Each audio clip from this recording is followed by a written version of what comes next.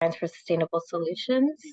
Thank you all so much for joining us. We're going to get started in just a couple of minutes as folks join us on this meeting, but please go ahead and introduce yourselves in the chat.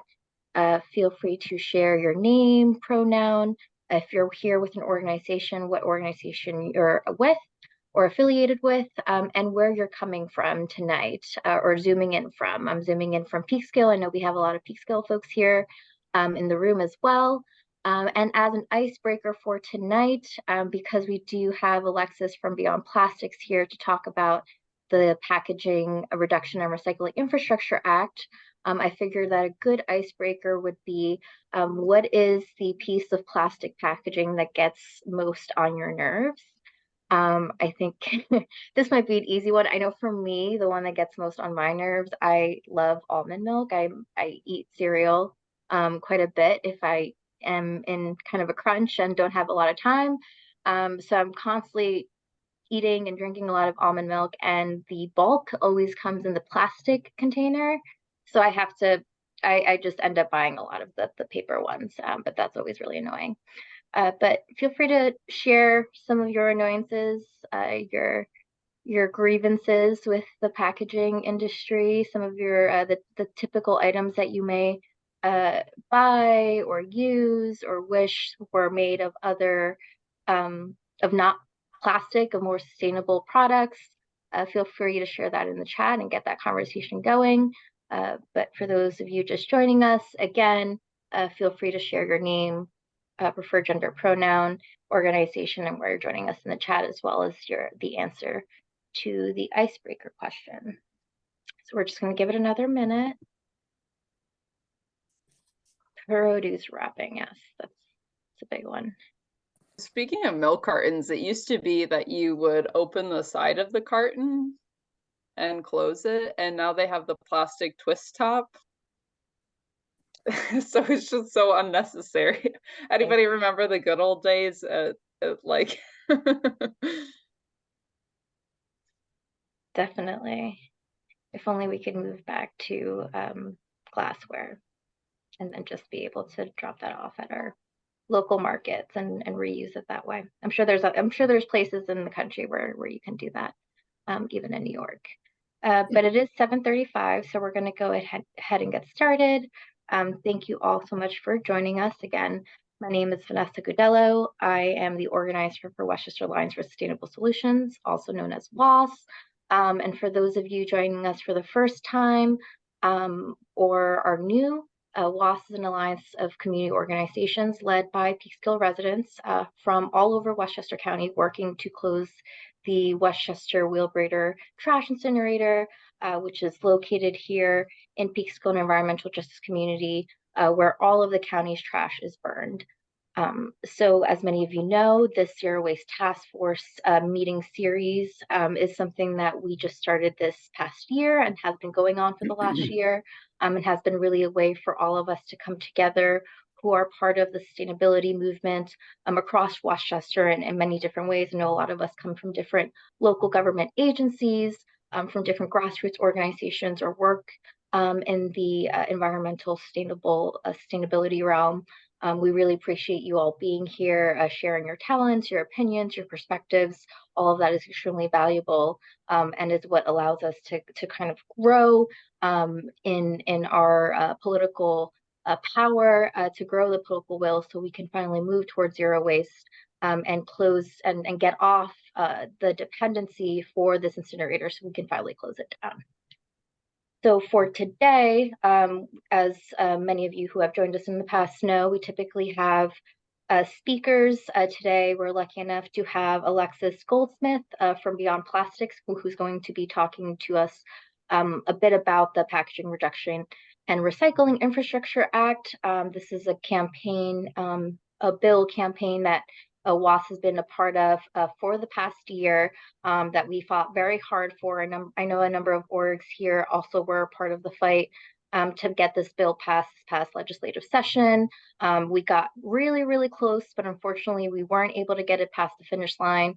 But Alexis is going to talk to us a little bit about what took place and what's at stake, and why it's really important for all of us to get involved. and some of the actions that we can take locally to kind of raise some momentum and awareness around this campaign as well. And then we're going to do some really kind of quick action items, talk about an organizational sign-on letter that New York Renews is circulating with the due date at the end of the month. That's why I wanted to include it, as well as just a quick conversation about expanding the WASP core team, and then our kind of closing action items. So with all of that, I want to pass it over to Alexis so she can talk to us a little bit more about the Packaging Reduction and Recycling Infrastructure Act. Alexis, thank you so much for joining us. Thanks, Vanessa. Good to see you. Good to see everyone here tonight again. If you remember me from last time I was here, my name is Alexis Goldsmith, and I'm the organizing director at Beyond Plastics. So we're a national organization dedicated to ending plastic pollution. And I live about an hour north of Albany, and I'm a registered public interest lobbyist with the state. So my job is basically to lobby to get bills done that are in the public interest. And I also do a lot of grassroots mobilization, and I work with Vanessa on that. So I'm going to talk about the bill and why it's important and what you can do to get involved. And hopefully you'll be motivated to get involved because you're trying to shut down a dirty, aging waste incinerator. So the bill we're talking about tonight is the Packaging Reduction and Recycling Infrastructure Act. Those are the bill numbers. Remember them, they're going to be on future slides also. So why is this bill important? And I always start with a little intro to plastics and why we are working so hard to reduce plastics. So plastics are made from fossil fuels. And in fact, they are a very large portion of the market of fossil fuels. And the life cycle of plastics from extraction to disposal generates greenhouse gas emissions. Increasingly, use plastic packaging is made from fracked gas, from ethane, which is a byproduct of fracking. So in New York State, we have banned fracking, thankfully, and that's one of the reasons I love living in this state. But we're actually supporting the expansion of fracking, drilling more fracking wells, building more polluting ethane crackers by our consumption or by the market being flooded with single-use plastic packaging. And that's what we're trying to change. And this is not a small problem. Plastic globally emits twice as many greenhouse gas emissions as the aviation industry. And it definitely doesn't get as much attention as the burning of fossil fuels. And production of plastic is going up every year. In fact, plastic production is expected to triple by 2050 if we don't put policies in place now to reduce the use of plastic. Also, recycling plastic is very ineffective. The plastic recycling rate in the US is just 6%. So pretty much any plastic you put in the green bin is actually not getting recycled. It's getting landfilled, it's getting dumped, or it's going to an incinerator like the one in Westchester. And New York has 10 waste incinerators. That's more than any other state except Florida. We burn 15% of our waste. So if we can reduce our waste by 15%, it stands to reason that we could close all of the incinerators in the state and also all of the toxic ash dumps where the ash from the incinerators goes to. And that's a very high priority for our organization because burning waste, as you know, I don't need to explain the problems with burning waste to you, but there are the largest waste combustion facilities are the largest sources of lead pollution, largest sources of mercury pollution, largest sources of NOx pollution, and particulate matter pollution. So they are just very unhealthy for communities and create an massive environmental justice problem where people living next to incinerators are forced to bear the burden that has been created by the petrochemical industry, by big plastic. And also we're seeing it in the environment. We know plastic pollution is a problem and it's really hard to put a number on it, but estimates say that 15 million tons of plastic are entering our oceans every year. And that's coming from land-based sources. That's coming from pollution in the environment. And then plastic in the environment turns into microplastics, which are now pervasive in our air and water. We're all consuming and breathing microplastics. They have been found in human hearts, human placentas, human veins, breast milk, pretty much everywhere we look for microplastics, they've been found. And it's coming from these larger pieces of plastic that don't biodegrade, but simply break down into smaller and smaller pieces. The analogy I like to use is when lead was in gasoline, lead was pervasive. It was in the ocean, it was in the air. Lead was contaminating literally everything. There's a really fascinating podcast / article about the scientists who discovered this. But in the 90s, when lead was finally removed from gasoline, lead levels started to go down across the board. And that is the hope with, if we can reduce plastic production, that this pollution will also decrease. The problem is that the industry is really good at making us feel like it's our fault. We need to recycle better. We need to manage our waste better. This is consumers refusing to recycle or littering, not collecting their trash.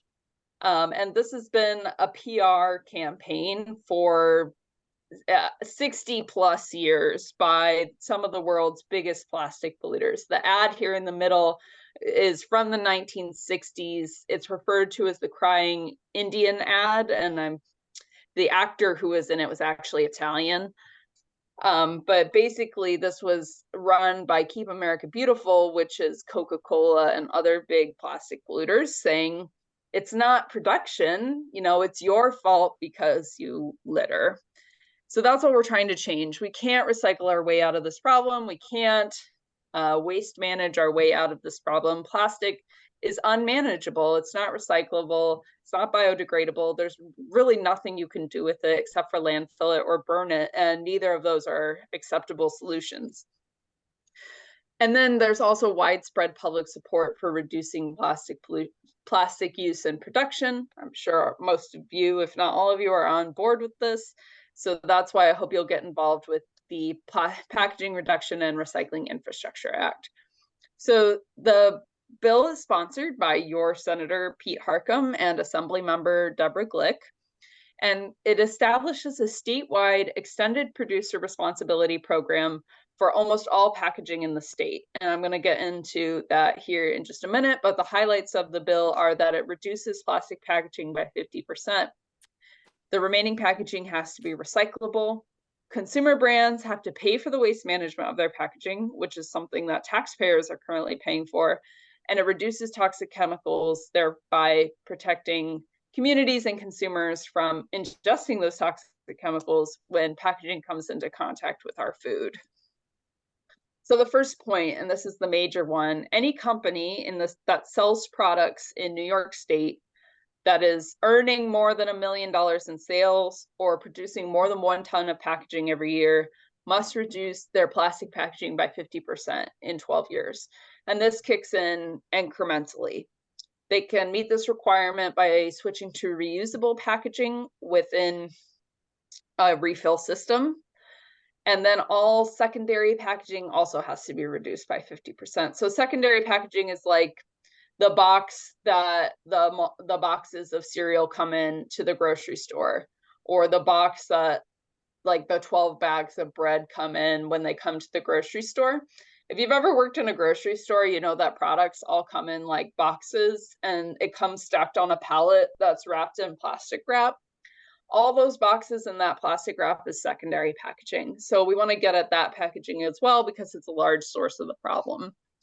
And then the remaining packaging has to achieve a real recycling rate of 70%. This is critical because plastic is not recyclable and it frankly will never reach a 70% recycling rate. So the law is saying, first of all, you have to reduce your plastic by 50%, but then if you can't recycle that remaining packaging, you just can't use it. And that 70% target is also in 12 years and kicks in incrementally. This is possible. All companies need to do is redesign their packaging and in some cases redesign their products so that the packaging is either eliminated, you don't need it anymore, or it's fully recyclable, fully compostable. And I have tons of examples of these if you want. We actually have facilitated a new business alliance in New York State of companies that are already doing reuse and refill. So there's definitely a demand, and the innovation is already there. Like, we don't need to reinvent the wheel. The technology already exists to make this law a reality. The second thing the bill does is saves taxpayers money. So I would love if people could just guess in the chat how much New York City spends on exporting its waste every year while I'm talking about this, if you have any guesses. Currently, we are paying to recycle or landfill or incinerate our packaging waste. So this is like a double insult to all of you. One, you have no control over how much plastic packaging goes to market, right? And two, you have to pay for it to go to the incinerator that is poisoning your communities. So we want to shift that burden onto the companies that are putting the packaging on the market in the first place. This is a polluter pays example. And because we're requiring that packaging has to actually be recyclable, that means that recyclers are no longer going to be inundated with worthless plastic waste. I'm talking like chip bags, plastic film, contaminated waste that just isn't recyclable, that is losing them money and making their jobs harder. So that first question, how much is New York City paying to export its waste? It's almost $500 million every year. And they're exporting it to the Finger Lakes, to Seneca Metals landfill. They're exporting it by freight to Niagara Falls, where there's an incinerator there. And I wouldn't be surprised if some of it was going to the Peekskill incinerator as well, and also to the Ironbound community in New Jersey. So the idea here is we need standards for packaging, just like we have standards for pretty much everything else. You know, we've got energy standards for fridges, for light bulbs, for blenders, you know, the Energy Star rating. So why not have it for packaging? Because it is a huge part of the climate change equation. And the way that the bill drives that change is by those fees. So I said that producers will have to pay for the waste management of their packaging. They will have to pay based on how good for the environment or how negative for the environment their packaging is. This is called eco-modulated fees. So if they're using reusable packaging within a reuse system, it's not going to an incinerator, it's not going to a landfill, it's not even going to the trash or the recycling at all. There's no burden on taxpayers, then they're not having to pay anything. But if they're choosing to use packaging, and I say the word choose, that the only thing you can do with it is landfill or incinerate it, they're going to pay more. So that is the idea, that they will pay less if they make better choices. So there's some carrots and some sticks in the bill. Then the bill is, as I mentioned, reducing toxic chemicals. So if you look at this list, you may be surprised to learn that these chemicals are currently in our packaging and they're coming into contact with our food. Bisphenols and phthalates are the infamous example, but also PFAS. So PFAS is used to basically grease the molds and the machinery when plastic is being molded and extruded so that it doesn't stick. And that's how PFAS winds up in packaging. So it's prohibiting these 15 toxic chemicals. And then it also sets a process for the DEC and the legislature to expand this list in the future. So we know that thousands of chemicals are added to plastics. Almost none of them are tested for safety. And so this list is really just a starting point. And this is another way, and I will never say this to a legislator, but I will say it to you because I trust you all. This is another way that the bill is getting at plastic packaging specifically, because it's not possible to make certain types of plastics without these chemicals. Then the bill has a strong definition of recycling. So we're seeing now, because the recycling rate has been so abysmal for plastics in the US, just 6%, that big plastic, which is like the conglomerate of the American Chemistry Council, beverage companies, Amazon, consumer brands, McDonald's, is now promoting quote unquote chemical recycling, which is a suite of technologies that are really polluting. They're energy intensive. They use a lot of chemicals and they produce hazardous waste. Sounds like an incinerator, right? It is. It's basically turning plastic into fuel to be burned. That is the bulk of what chemical recycling does. But industry is out in Albany and in Washington, D.C., wheeling and dealing this ad campaign for chemical recycling like it's going to be the silver bullet to address plastic waste, and it's not. So what the packaging bill does is say chemical recycling can't count toward that 70% recycling target. It doesn't outright ban chemical recycling in the state. We'd need a separate bill to do that. It's just saying you can't call it recycling under this bill. We have just released a new report on chemical recycling, which I encourage everyone to just take a look at, read the executive summary. It's on our homepage at beyondplastics.org. The bill also includes strong oversight and accountability. So sometimes something we run into a lot when lobbying for this bill is the question of how is DEC going to enforce this? And that's a serious question because they've really struggled to enforce the bottle bill and the plastic bag ban in the state. So what it does is it puts enforcement authority jurisdiction on the DEC and on the Attorney General. But what it's not doing is putting producers in control of the program. So this is kind of complicated if you've never heard of this, if you've never heard of EPR before. But lots of countries in the world and 4 other US states already have EPR for packaging. But those EPR laws basically put companies in control of the reduction and recycling targets by saying companies should explore ways to reduce their packaging. Well, if you put companies in charge of that, they're never going to reduce their waste, right? You have to mandate it. So that's why it's in statute in this bill that they have to reduce and recycle their packaging.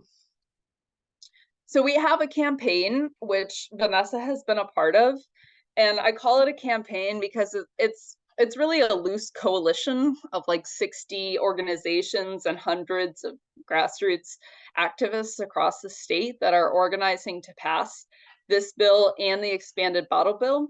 And what we do is we coordinate statewide by lobbying our legislators in different ways. So the photo on the bottom right is from a rally and lobby day that we did this past May, where we met with 100 legislators in a single day. We're putting in phone calls, we're doing petitions. We have a letter campaign right now to Heastie and Stuart Cousins that I can share with you. But I would love if people are excited about this bill to plug into this campaign as soon as you can. And here's where we're at in the legislature right now. So the sponsors of the bill are Senator Harckham and Assemblymember Glick. They are the Environmental Conservation Committee chairs in the Senate and the Assembly. So that's good. So they control basically the committees and they're in agreement. And not only are they in agreement, but they're good on both of the bills. They are not willing to compromise on things like chemical recycling or reduction that we've seen so far. I have a lot of confidence in them as bill sponsors in what they've said. They held hearings on the bill last month. They meet with us regularly. They sound strong.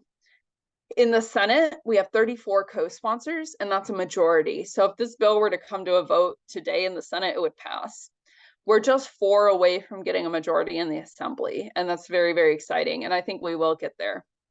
Unfortunately, we're up against massive industry opposition. The American Chemistry Council, Mars, Amazon, Coca-Cola, the American Beverage Association, they have hired a legion of lobbyists to be in Albany, and their job is to just talk to legislators and be constantly in their ear.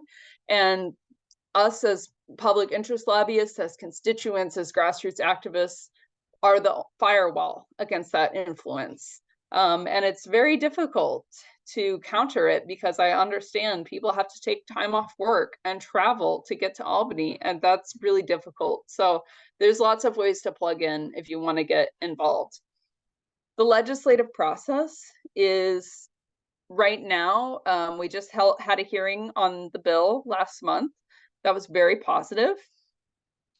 Now we are basically just emailing our legislators, emailing the staff, the higher up staff in the legislature, and meeting with them. We are, pressuring Stewart Cousins and Heastie, the Senate Majority Leader Andrea Stewart Cousins, and Assembly Speaker Carl Heastie to allow the bill to come to a vote quickly during the session.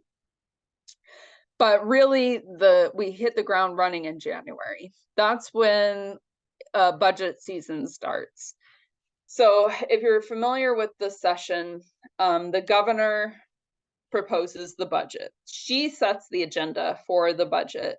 And New York is unique in that the governor has outsized control over the budget. For the last 2 years, the governor has put EPR in the budget, and we know that she's not good on the bill. Her last budget only required a 15% reduction of plastic and of packaging, and it allowed for chemical recycling. So we know the governor is not good on the bill. That's why we do not want this bill to get done in the budget. And because if it were to get done in the budget, it would be a line item, and nobody's going to vote no on the budget, right? They're always going to vote yes. So if it gets weakened in the budget, if compromises are made that we can't stand with, that would set us back, then there's nothing we can do about it, because nobody's going to vote no on the budget. And the ultimate decision makers in the budget are Governor Hochul, Assembly Speaker Carl Heastie, and Senate Majority Leader Andrea Stewart Cousins. However, if we can keep it out of the budget, and I don't know if she'll put it in the budget this year, though I'm expecting she will, we want to pass it in the legislative session. The sponsors are strong. We have the votes to get it done. We can get it done in the legislative session, as long as Heastie and Stewart Cousins let it come to a vote. Once it passes in the legislative session, it will go to the governor's desk once she asks for it. So it doesn't go to her desk until she actually requests it. And she has until the end of the year to do that. But once it's on her desk, she has 10 days to sign or veto the bill. And those 10 days are critical, because at that time she can request what's called chapter amendments. And this is another way that the New York governor has outsized control over the legislature. Chapter amendments are very undemocratic. She can basically say, I'm going to veto the bill unless you make these changes. Well, this is where we come in as grassroots activists. So the idea with chapter amendments is that the sponsors of the bill have to go along with it. It's not Heastie and Stewart Cousins making the decision. It would be Senator Harckham and Assemblymember Glick, who are good on the bill, who we know are good. And then we can mobilize the grassroots to pressure Governor Hochul to sign the bill. So that's the legislative process there. And of course, we get into enforcement after that. So sorry, that was super long-winded, and I hope you were able to follow me. How can you get involved? Well, here's what we're doing right now. We have a petition. We have a letter campaign going right now to Senate Majority Leader and Assembly Speaker. We're doing in-district constituent meetings, so if you can request meetings with your representatives and urge them to bring the bill, pass the bill this session. Your senator is Senator Harckham, so keeping him strong on the bill, letting him know how much this bill means to you. And join us for our lobby days. We're going to have a virtual one in January and an in-person one in February. Another thing you can do is local resolutions. So if you're connected with your municipality, your local government, we have a sample resolution that I would love to email you, that you basically just take it to your local representative and say, hey, can you bring this to the agenda in, whether it's your county legislature, whether it's your town board, local resolutions, just show that there's support for the bill. And the angle that I would take there is the taxpayer relief, right? So it's municipalities that are going to get reimbursed for the cost of recycling from the producers. And the New York Association of Counties is in support of the bill for that reason. If you're part of an organization other than WAS, because WAS already signed on to our joint memo, you can sign on to our joint memo. And we have bi-weekly campaign calls on Tuesdays at 6 p.m. The next one is 2 weeks from yesterday, so that'll be the 21st of November. If you want to get involved, just email me. That will be the easiest way for me to figure out, where you're at and where we're at and plug you right in. So that's my email, is alexisgoldsmith@bennington.edu. And follow us on social media, because we post a lot there as well. Social media is a big part of this. Last year, we were doing Twitter storms where we were targeting Carl Heastie, and it worked because we heard from an inside source that he noticed that he was getting tagged in all these posts about the Packaging Reduction Act. And also we do a lot of other work too. We're working at the federal level to ban vinyl chloride. We're working on chemical recycling. We're a national organization. We do grassroots training and grassroots skills, and just happy to connect. So that's my spiel. Hopefully you were able to stick with me through all that, and I would love to take any questions that you have. Thanks so much, Alexis. So we'll open it up to the room. If folks have any questions, feel free to raise your hand or go off mute.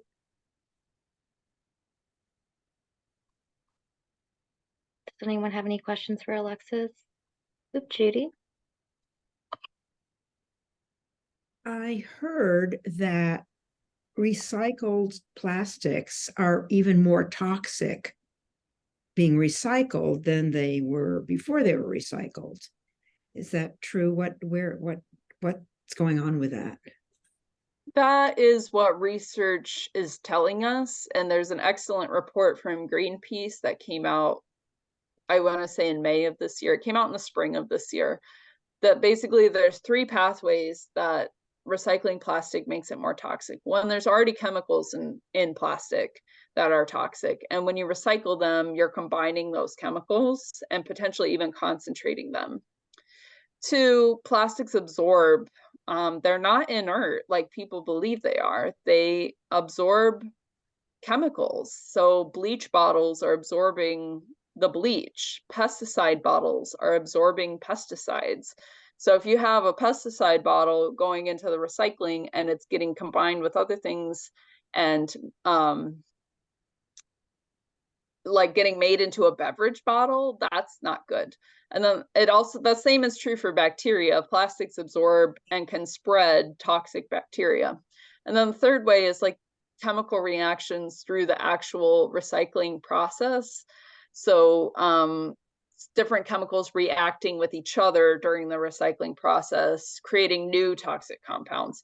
So short answer, yes, recycled plastics are more toxic. And we're aware of this. As a follow-up, since that's so, to include recycling sounds counterproductive. Right. So the bill departs from traditional EPR in that it doesn't have post-consumer recycled content requirements. It's actually getting at recycling. So it says that the material has to achieve a recycling rate of 70%. Plastics will never get there. But if they do, and they are recycled, they can't have those toxic chemicals in the packaging. But you're right, we don't want to recycle plastics and have it be made into food packaging. Thanks, Alexis. We also have a couple hands raised. Susan? Is that me? Thank you so much for that presentation. It's very distressing, and I mean, distressing in what we're facing. But I guess my feeling is that, you know, not all efforts have to be focused at lobbying, which is, it sounds like that is the main focus of your organization. And I'm wondering, what else are you doing other than the social media that you mentioned, you know, with consumers? Because I honestly do not think, I know I just had an uphill battle with food scraps, and I don't think that public opinion has been, and you said 75% of the people want to stop plastic packaging. Okay, but what can they do about it? How are they showing their desires? Because it's not like the top of the mind for people. People have a million issues that they're grappling with. So I wonder what your organization can do to, you know, give us some ideas on what we can do. Like, I'm not saying we should boycott supermarkets, but, you know, maybe some public information about it in small amounts. Like what you just presented was quite a lot, but I mean, how do I convince my very busy 40-year-old daughter that she needs to buy less plastic? The way that you're totally right. You know, consumers want to use less plastic, but they can't get away from it. So how do you get away from it? The way we go about that is by looking at the health angle of plastics. So we recently had a webinar with Dr. Pete Myers, who's a leading endocrinologist on the subject of plastics and the way that the chemicals in plastic affect our reproductive systems, our hormones, our endocrine systems, how they can lead to cancer and other systemic health problems. And then once people become aware that plastic is actually poisoning us, I find that is the biggest motivator, at least for me, to start using reusables.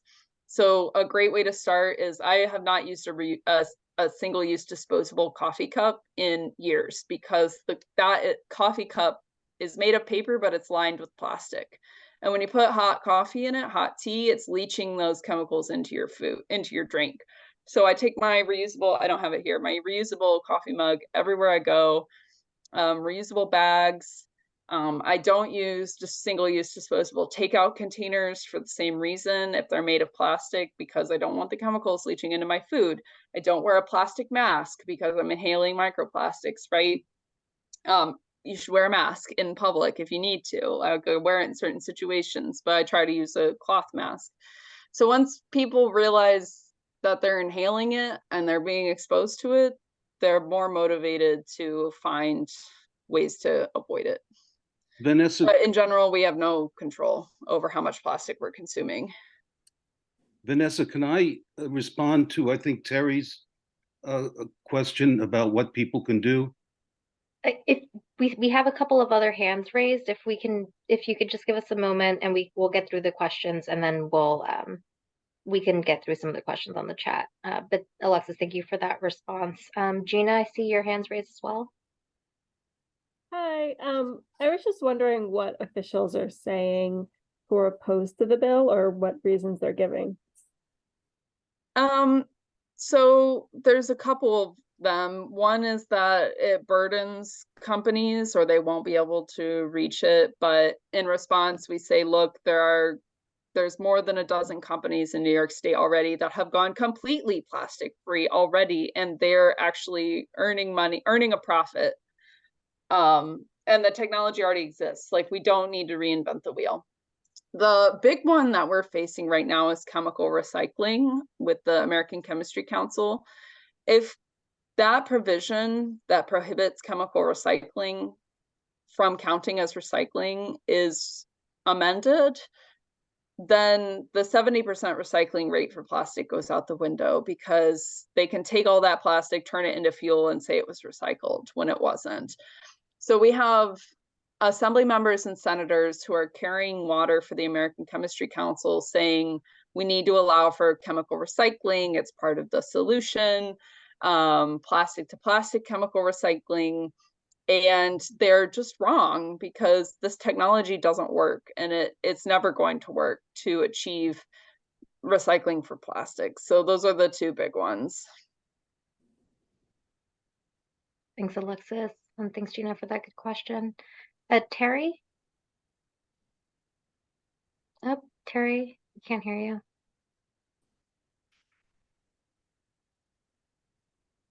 Terry, looks like you still have to unmute yourself.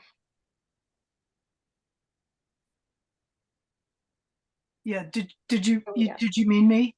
Yes, you. Yeah, hear you. You might have just answered my question. I couldn't hear the person's question just before me, but what I was going to ask was I'm curious about why Governor Hochul has problems with this bill. I mean, maybe that was just your previous answer, but I couldn't hear the question well. Basically, Governor Hochul has been influenced by the industry. And there's a lot of different ways that we can prove that, but she is, I can't, say this on the record, but she's basically protecting industry interests by having a weak position on the bill. Okay, thank you. And Neil, I know you wanted to have a follow-up on that question.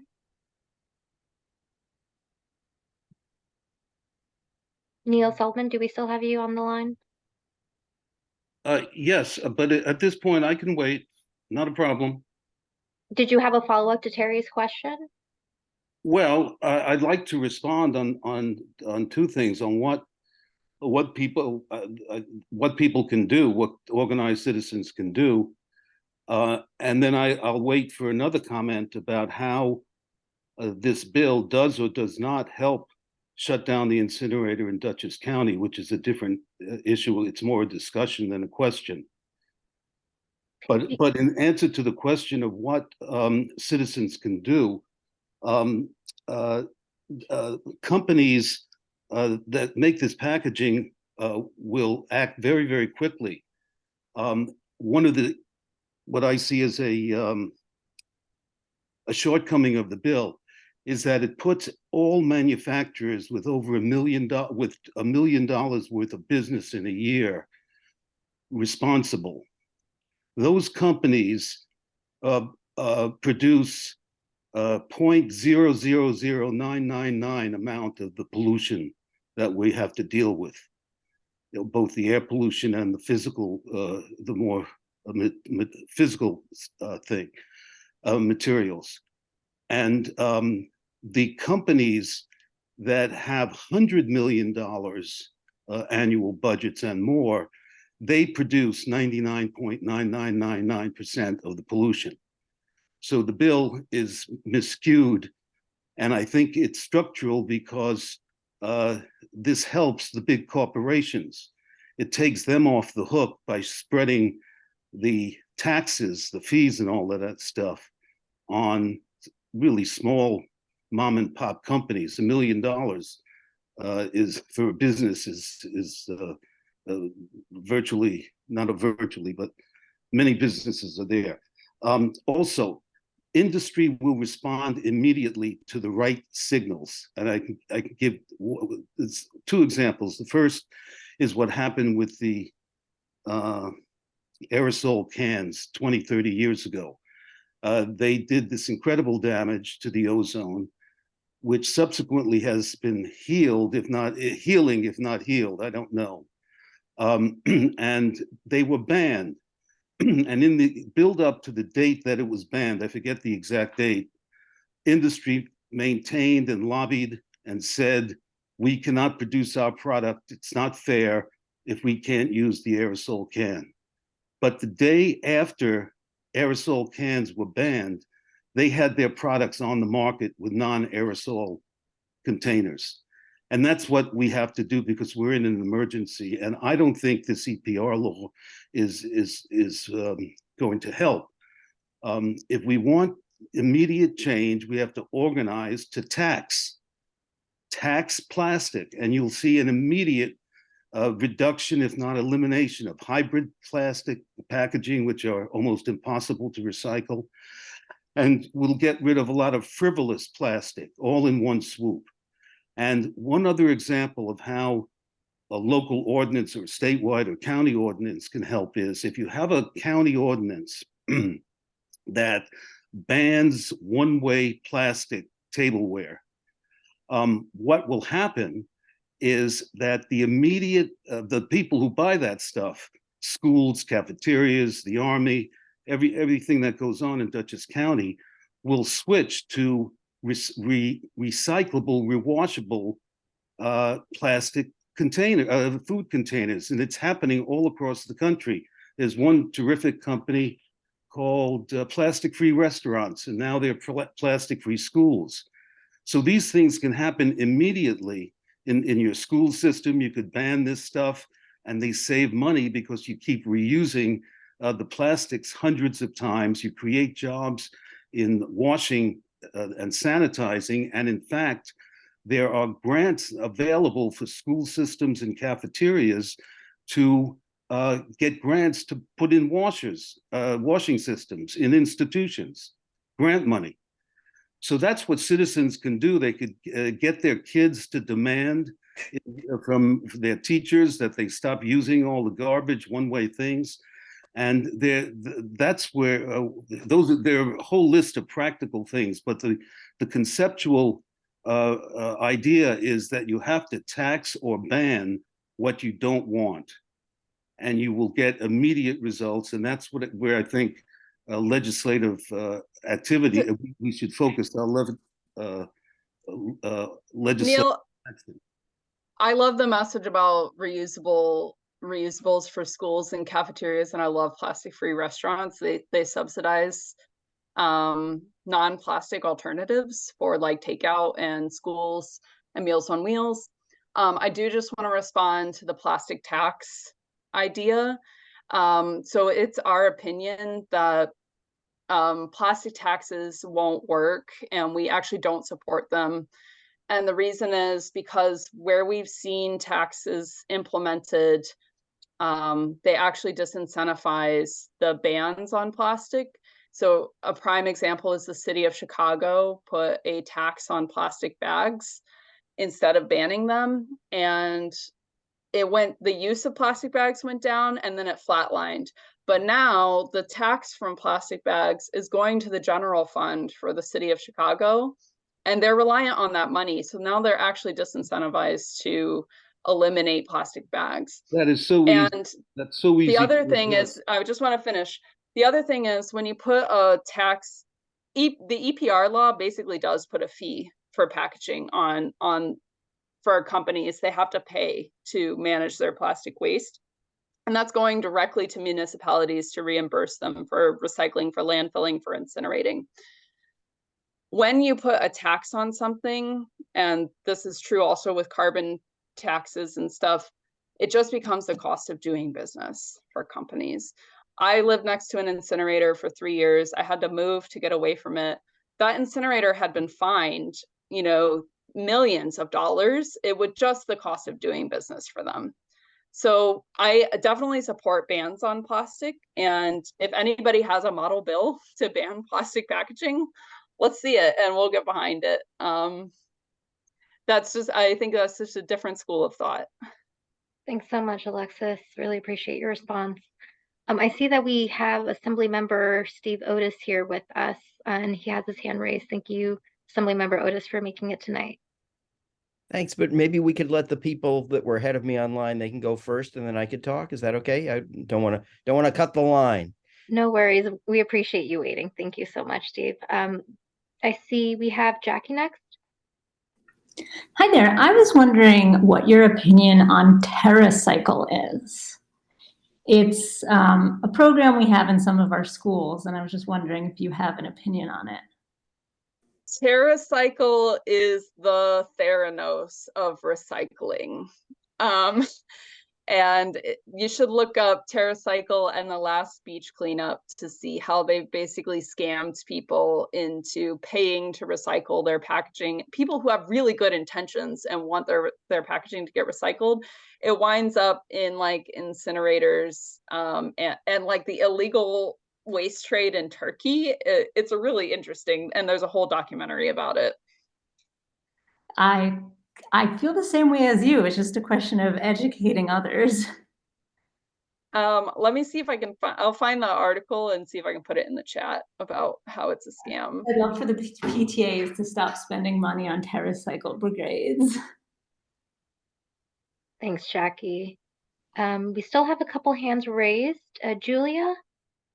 Hi, thank you so much for this great program and everything you're doing. I apologize if I missed this, but do similar bills or laws, I guess, exist in other states since you're a national organization? Have they been successfully passed and implemented? So there are EPR laws in 4 other states: Maine, Colorado, Oregon, and California. And none of them do what this bill does, which is requires the reduction of plastic packaging outright. So we do like to say that this is the strongest EPR law in the world. However, we don't use that as a lobbying point because it scares lawmakers. But I will say that for the EPR laws that have been passed in other states, I constantly get asked for proof of concept. Your bill's unproven. Those bills in the other 4 states haven't been proven either because they're so new. They don't take, like the one in California doesn't take effect until 2030. So it will take time to see the results, but the risk is if a weak bill passes that doesn't have strong reduction targets, that allows for chemical recycling, you're not going to see the effects for like 10, 15 years, and it's going to set you back. That's the calculation. Thanks, Alexis. And there was a question in the chat that I don't believe got answered. I'm not sure if Ella's still on the line, but they typed the bill targets preventing PFAS. Is there a way to test local areas for PFAS to prove their presence and further support this bill? The short answer is it's really complicated and really expensive because there's thousands of different PFAS chemicals. So you have to know exactly which ones you're testing for, and the tests themselves are very expensive. And then even if you do get tested, the DEC is just going to say, well, there's PFAS in everything. So you can't prove that this is coming from an incinerator or from any kind of source pollution. It's very unfortunate. And Catherine, I see your hand is raised. Hi, 2 things. One, I called our local water board to see if they were testing for PFAS, and they said, yes, we have, but we didn't find anything. So, So I don't know what they're testing because there's PFAS in all water now. Yeah. Okay. So basically I don't know what I'm talking about. All right. The second thing is that as far as plastics, I've been doing a deep dive on artificial turf, and there is more and more artificial turf being put in our community, and I think across Westchester County and also Long Island. And I don't know whether it sounds like you have that on your radar as well. It is. It's a whole other beast. So I don't work a lot on it, but I can direct you to Safe Healthy Playing Fields if you don't know them already.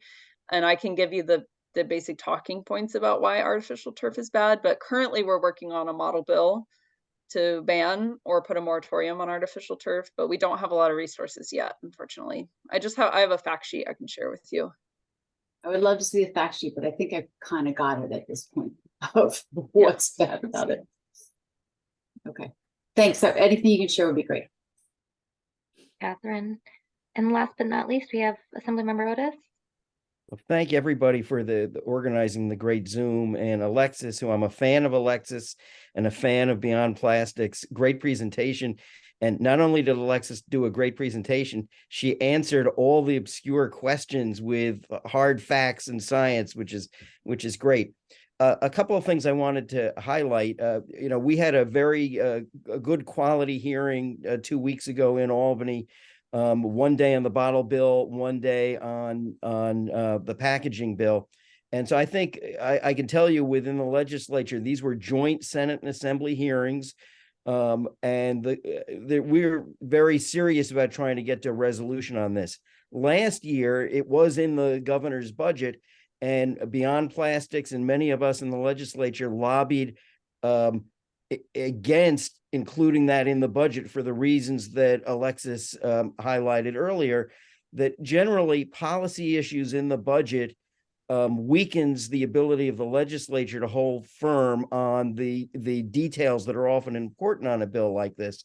So we don't want this bill in the budget again this year. We want it as a separate standalone bill where we have more control over some of the detail issues that make a difference. But this has been a great call. It's a very important issue. And I'd say one frustration I have with the bill is the bill has, as Alexis said, this timetable for phasing out plastics and moving the packaging. And honestly, I don't think, and I said this at the hearing, I don't think the timetable is aggressive enough.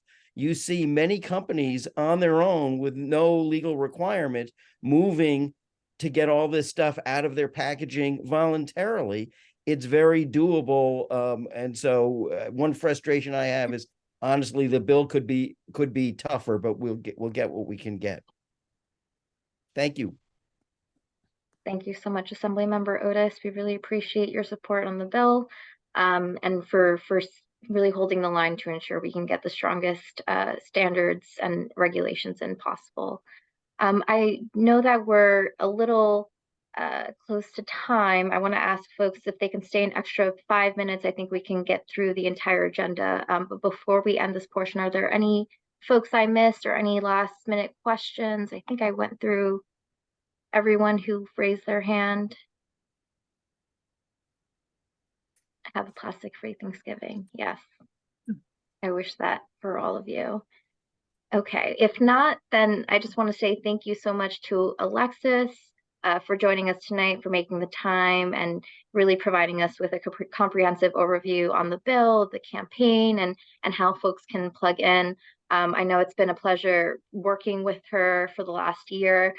So if you haven't yet been plugged in to this campaign, having gotten on the New York is Not Disposable calls, I definitely recommend them. It's a really great group of people. And Alexis has been shepherding this in a very wonderful way. So very grateful. And I hope folks will join. Now, to quickly go through the end of our agenda. So in the vein of our kind of statewide coalition work, as many of you know, we're also part of the New York Renews Coalition. Some of your organizations may also be part of this coalition, where we have been organizing for the last year to pass the Climate Jobs and Justice Package. For this coming year, they have updated it to include the People's Climate Justice Budget. This is a $1 billion spending plan developed for and by New Yorkers and outlines critical climate and environmental justice programs that New York must fund in 2024 as a down payment on more than $10 billion a year in state estimates that will be necessary in order to truly fund the Climate Action Fund, as well as meet the benchmarks of the CLCPA.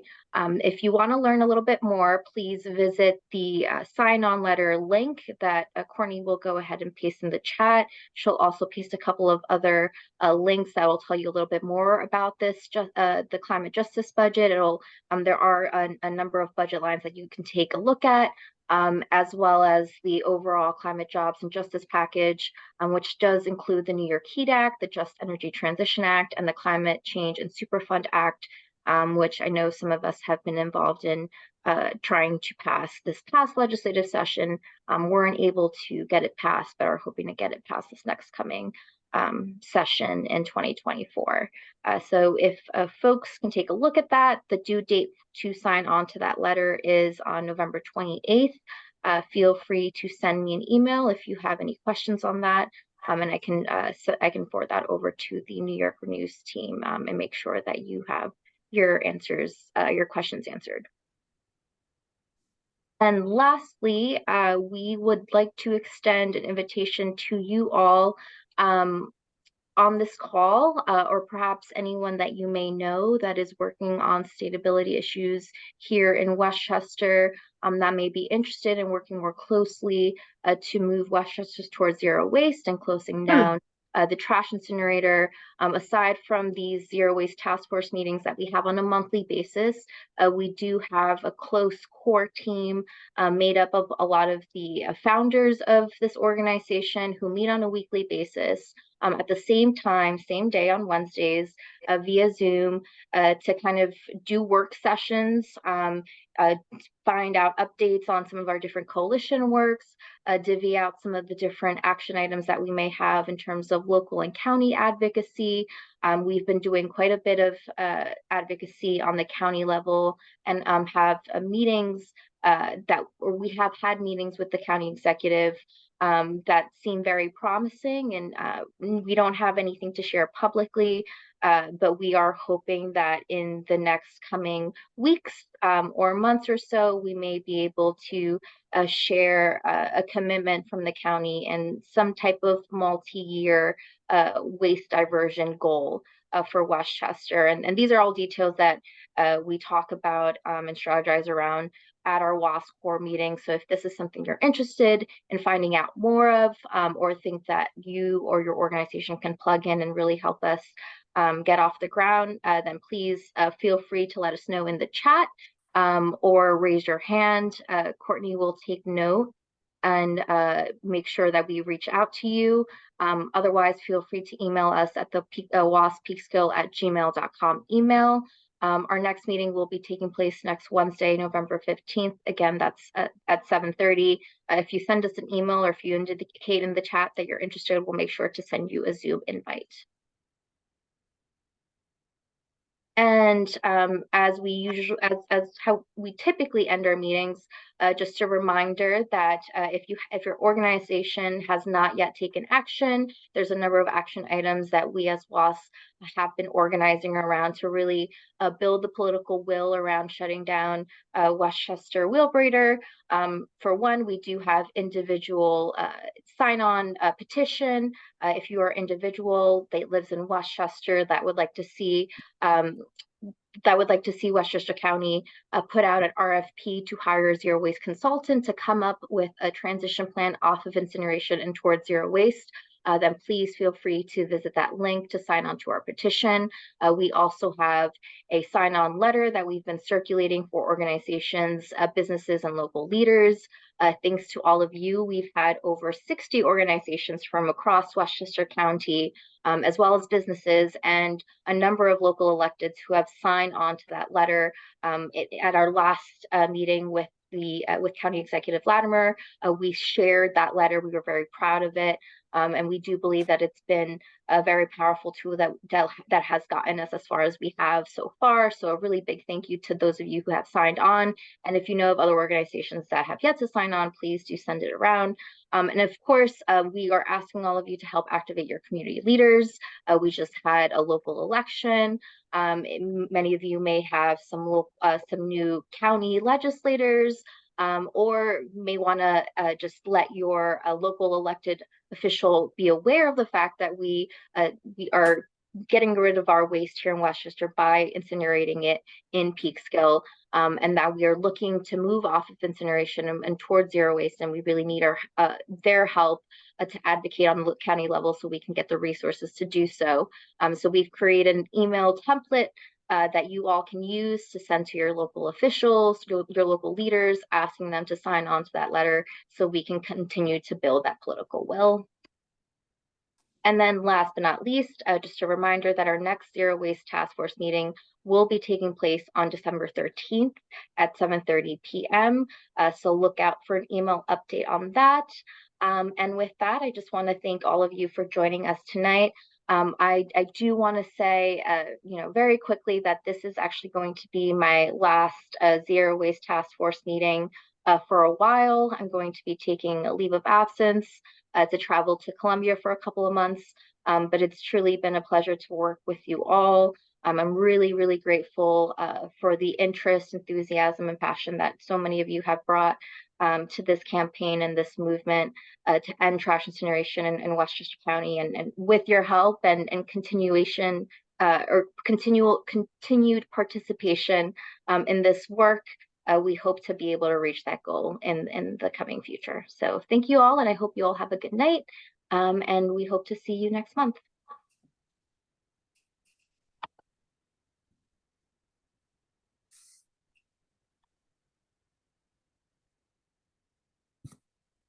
Ready, good night, everyone.